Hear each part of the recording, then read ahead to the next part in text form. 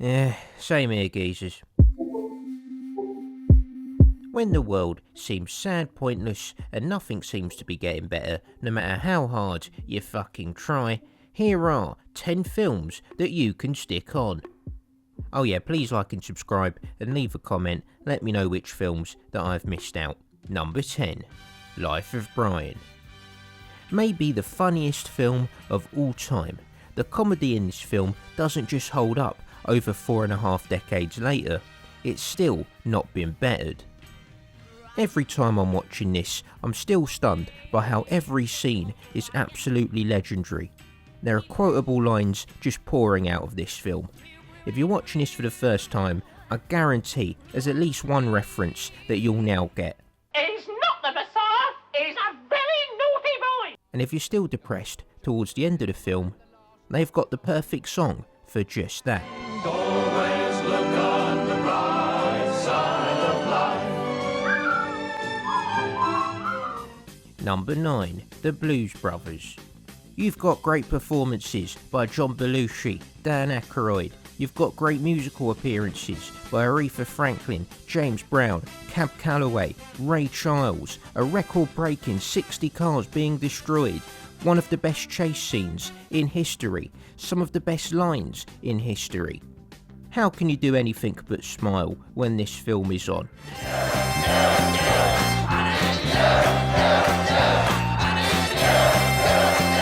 Just don't watch the sequel. Number 8, The Great Escape. You might think a film about a mostly unsuccessful escape plan where a lot of Allied soldiers get murdered might be a depressing film, but you'd be wrong.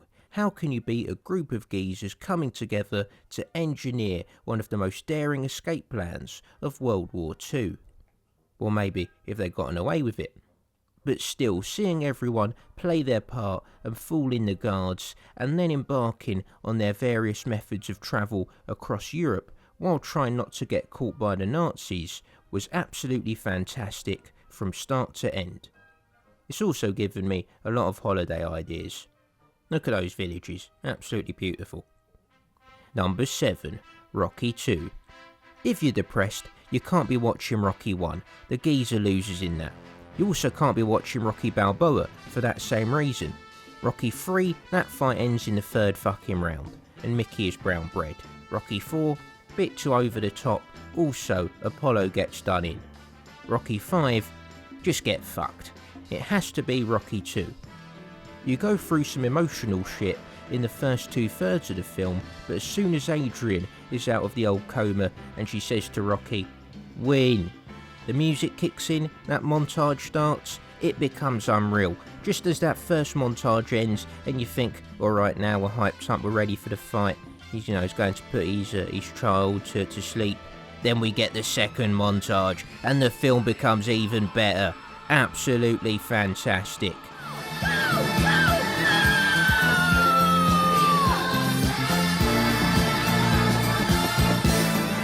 Number 6, Snatch. Lock, Stock and Two Smoking Barrels is a great film, but I actually think Snatch just about edges it. No, change my mind. Number 6, Lock, Stock and Two Smoking Barrels. Now it's hard to split between these two classics. Any given day, the other one might be my favourite. But on this, fuck it again. Number 6, Snatch. Right, I'm going to stick with Snatch. Both of these films will cheer you up, but the performances from Alan Ford and Brad Pitt just about put this film over the top. All these characters are brilliant, and the ways that the stories intertwine with each other is absolutely incredible. If you're down, stick this on. Number 5, Casino. There's some films that just make you feel all warm and cosy. For me, it's Casino. I can hear these characters interact with each other all day long. Give me an extended cut with just Artie Pescano and his mum in the deli. I think Chris, that's a freaking hit. That's enough. I'm sorry. Martin Scorsese's old ma, that. Absolutely brilliant actress. Shame she wasn't in more films. She's in Godfather 3 actually. One of the only good performances in that film. Anyway, the music, the voiceovers constantly keep this film flowing and make it a joy to watch. And although Goodfellas might be a better film, Casino doesn't end on as much of a sour note as that. Well, as long as you stop before that scene in the cornfield. Fucking hell, absolutely brutal. Number 4, What We Do in the Shadows. As a massive fan of Flight of the Conchords, I'd always heard of a film that one of them made about vampires, and the film was meant to be quality, but I couldn't quite remember the name. But then one evening, me and the old ma needed a film to watch, so I stuck this one on, and quickly realised this was it. And I've got to say, it exceeded all of my expectations. It was so fucking hilarious. Can we see a movie of a sunrise? What shit? Ooh, nice. And if you've not seen the deleted scenes, you've got to check them out. There was like 100 hours of footage filmed for this movie that didn't make the final cut, and some of it is absolute dynamite. No, it's worth less. You should No, clean it's it. worth more because it is Civil War, Russian Civil War blood.